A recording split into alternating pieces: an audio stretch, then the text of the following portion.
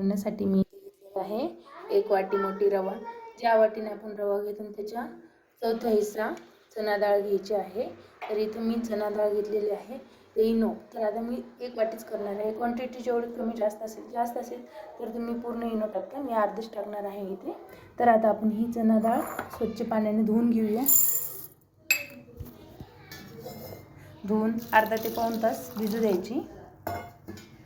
इथे चणा डाळ मी स्वच्छ धुवून घेतलेली आहे।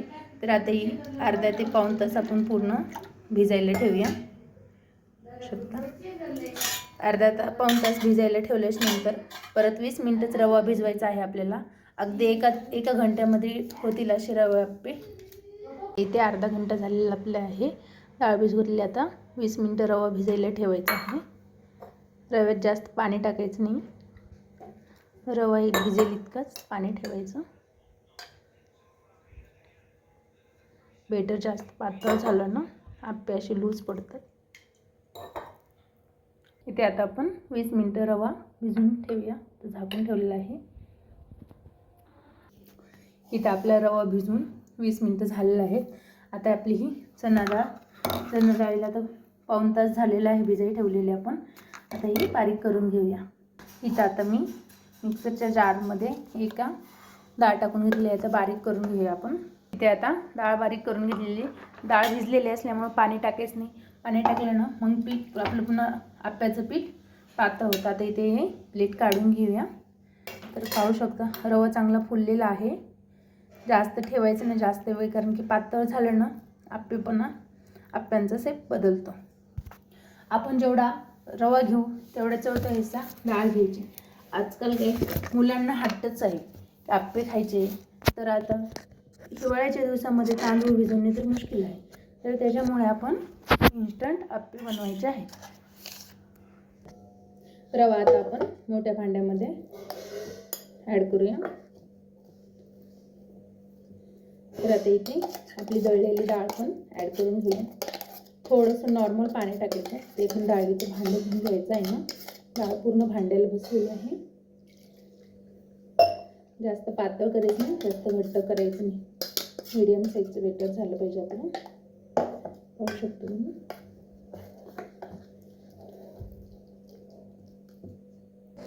आता हे बेटर पूर्ण मी मिक्स करून घेतलेलं आहे। तर आता आपण इथं चवीनुसार मीठ टाकूया। मिठाचे बनवायचे आहेत। कांदा, टोमॅटो, कोथिंबीर, हिरवी मिरची टाकूनही करू शकतो। मला मुलाला करायचे आहे म्हणून मी मिठाचे बनवत आहे। कारण की रव्याचे आप्पे तांदळाचे आप्प्यासारखे खाताना टेस्टसुद्धा कळाली नाही पाहिजे। मी तर अर्धाही न घालते, कारण की माझी क्वांटिटी कमी आहे। मला जास्त करायची असेल तर तुम्ही जास्तही करू शकता। जास्त पण इनो नको। कोणी सोडा वापरतो, कोणी इनो, आपल्या टेस्टनुसार। तर आता हे पूर्ण मिक्स करून घेऊया। 2 ते 3 मिनिटं मिक्स केल्यानंतर ठेवायचं आहे झाकून। तुम्ही पाहू शकता अशा प्रकारे आपलं आप्याचं बेटर तयार आहे। तर आता मी याला 2 मिनिटं झाकून ठेवते। तर आता इथे मी गॅस ऑन करून घेतला आहे। आप्पे पात्र आपण इथं आता गरम व्हायला ठेवूया। आप्पा पात्रामध्ये आपण सगळीकडे थोडं थोडं तेल टाकून घेऊया। जास्त तेल टाकायचं नाही, कारण की वरनं पण थोडं आपल्याला तेल टाकायचं आहे। तर असं थोडं एक साईड करून घ्या, म्हणजे चौकडनं तेल लागलं पसरून झालं की परत चिटकल्या जात नाहीत खाली। तर तुम्ही अशा प्रकारे आपले हे बेटर रेडी आहे। तर आता आप्पे टाकून घेऊया। आधी कडेने आप्पे टाकायचे, कारण की कमी कमी टाकायचे, जास्त फुगतात। पीठ आपलं भरपूर फर्मंट झालेलं आहे। मध्ये टाकले ना करपतात अगोदर। आता पूर्ण आप्पे पात्रामध्ये आता आप्पे टाकून घेतलेले आहेत। 5 ते 6 मिनिटं मंद आचेवरती हे आप्पे बारीक गॅसवरती ठेवायचे आहेत। आता झाकून ठेवूया आपण, म्हणजे दोन्ही साईडनं चांगले वाफले जातील। छोट्यापासून ते मोठ्यापर्यंत आवडणारे हे आप्पे। तर आपले 5 मिनिटं झालेले आहेत। आप्पे असे टम फुगलेले आहेत, तुम्ही पाहू शकता। तर आता आपल्याला इथे आप्पे पलटून घ्यायचे आहेत।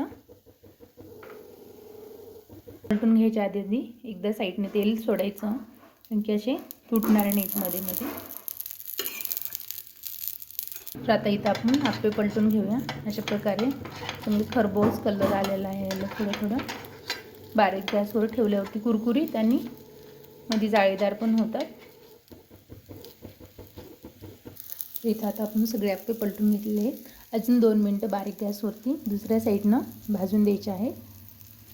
अगदी असं तांदळाच्या आप्प्यासारखं, याच्यात काहीच फरक दिसणार नाही. खाताना टेस्टसुद्धा कळणार आहे. असे आपले आप्पे रेडी झालेले आहेत इथे.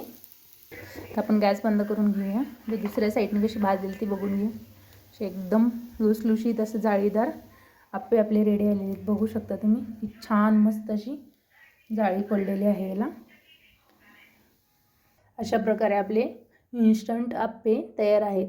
टिफिनसाठी किंवा ब्रेकफास्टसाठी, लवकरात लवकर नाश्ता होण्यासाठी तेच खाऊन कंटाळत आपण, तर मुलांसाठी सॉससोबत किंवा चटणीसोबत हे आप्पे आपण खाऊ शकतो.